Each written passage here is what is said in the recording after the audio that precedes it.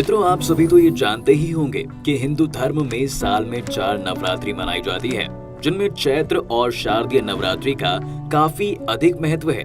और आप सभी ने देखा होगा कि नवरात्रि के पहले दिन कलश स्थापन किया जाता है और फिर किसी मिट्टी के पात्र में जौ बोते हैं। लेकिन क्या आप जानते हैं कि नवरात्रि के पहले दिन जौ क्यों बोया जाता है? अगर नहीं तो इस वीडियो को अंत तक जरूर। माना जाता है कि जौ बोने की परंपरा शाकंभरी देवी से जुड़ी हुई है, जिससे जुड़ी कथा का वर्णन दुर्गा सप्तशती से किया गया है। दुर्गा सप्तशती के 11वें अध्याय में वर्णित कथा के अनुसार देवी और देवताओं की स्तुति से प्रसन्न होने पर शाकंभरी देवी सभी देवी देवताओं से कहती है कि देवताओं, जब पृथ्वी पर 100 वर्षों के लिए वर्षा रुक जाएगी और पानी का अभाव हो जाएगा, उस समय मुनियों के स्तवन यानी स्तुति करने पर मैं पृथ्वी पर अयोनिजा रूप में प्रकट होंगी और अपने 100 नेत्रों से मुनियों को देखूंगी। अतः मनुष्य शताक्षी नाम से मेरा कीर्तन करेंगे। देवताओं, उस समय मैं अपने शरीर से उत्पन्न हुए शाकों द्वारा समस्त संसार का भरण पोषण करूंगी और जब तक वर्षा नहीं होगी तब तक वे शाक ही सबके प्राणों की रक्षा करेंगे। ऐसा करने के कारण पृथ्वी पर शाकंभरी के नाम से मेरी ख्याति होगी। और ऐसा माना जाता है कि देवी के शरीर से उत्पन्न हुए शाक जौ ही थे और इसीलिए हिंदू धर्म में कोई भी शुभ काम जौ के बिना अधूरा माना जाता है।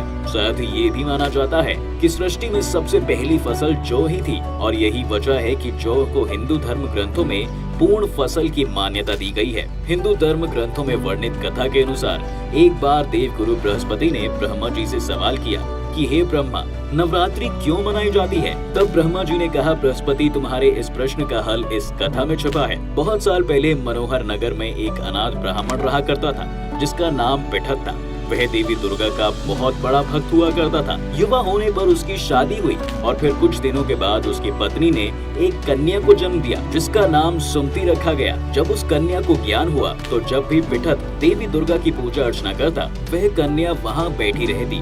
लेकिन एक दिन वह कन्या देवी दुर्गा की पूजा में बैठने की बजाय अपनी सहेलियों संग खेलने चली गई। यह देख पिठत अपनी पुत्री पर क्रोधित हो गया और उसके पास जाकर कहने लगा, रे दुष्ट, आज तुमने माँ दुर्गा की पूजा क्यों नहीं की? इस अपराध के लिए मैं तेरी शादी एक कुष्ठ रोग से ग्रसित युवक से कर दूंगा। पिता की बातें सुनकर सुमति को बड़ा दुख हुआ, लेकिन वह अपने पिता से बोली, पिताजी, मैं आपकी पुत्री हूँ और आप जैसा चाहें वैसा कर सकते हैं। अगर मेरे भाग में कुष्ठ रोगी पति ही लिखा होगा तो मैं क्या कर सकती हूँ? क्योंकि जो इंसान जैसा कर्म करता है उसे वैसा ही फल प्राप्त होता है। क्योंकि कर्म करना मनुष्य के अधीन है पर फल देना ईश्वर के अधीन है। अपनी पुत्री सुमति के मुख से ऐसी बातें सुनकर पिठत का क्रोध और बढ़ गया और इसी क्रोध में आकर उसने कुछ दिनों बाद अपनी कन्या का विवाह एक कुष्ठ रोगी से कर दिया। विवाह के बाद जब सुमति अपने ससुराल को जाने लगी तो पिठत ने कहा कि बेटा, अपने कर्मों का फल भोगो, देखें भाग्य के भरोसे रहकर क्या करती हो। पिता की बातें सुनकर सुमति सोचने लगी, क्या सच में मेरा भाग्य इतना खराब है जो मुझे कुष्ठ रोगी से ग्रस्त पति मिला?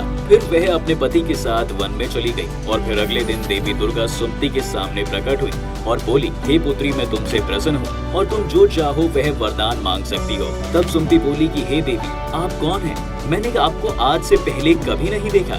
तब माँ दुर्गा बोली, हे पुत्री, मैं आदि शक्ति भगवती हूँ और मैं तुम्हारे पूर्व जन्म के पुण्य के प्रभाव से प्रसन्न हूँ। देवी दुर्गा की बातें सुनकर सुमति ने कहा, माँ, मैं पिछले जन्म में कौन थी? कृपया मुझे विस्तार से बताइए।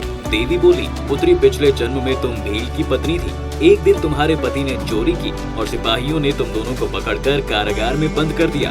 उन लोगों ने तुम दोनों को भोजन भी नहीं दिया। उस समय नवरात्र का दिन चल रहा था और तुम दोनों ने नवरात्र के दिनों में कुछ भी नहीं खाया और न ही जल पिया था, जिस कारण अनजाने में ही सही, लेकिन तुम्हारा 9 दिनों तक नवरात्र का व्रत हो गया और उसी व्रत के प्रभाव से प्रसन्न होकर मैं तुझे यहाँ वरदान देने आई हूँ। तब सुमति बोली, हे माँ, अगर आप मुझे कोई वरदान देना चाहती हैं तो मेरे पति को कोढ़ से मुक्त कर दीजिए। तब माँ दुर्गा ने कहा, पुत्री, नवरात्रि के एक दिन का पुण्य तुम अर्पण करो, तुम्हारा पति निरोग हो जाएगा।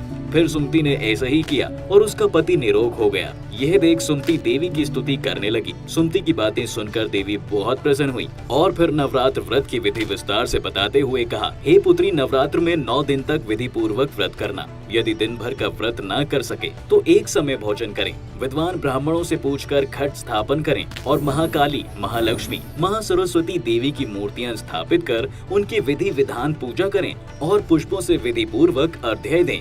इन 9 दिनों में जो कुछ दान कर सकती हो वो जरूर करना। नवरात्र व्रत करने से अश्वमेध यज्ञ का फल मिलता है। इसके बाद देवी अंतर ध्यान हो गई। तो मित्रों, आपको नवरात्र से जुड़ी ये कथा कैसी लगी नीचे कमेंट करके अवश्य बताएं। आज की वीडियो में बस इतना।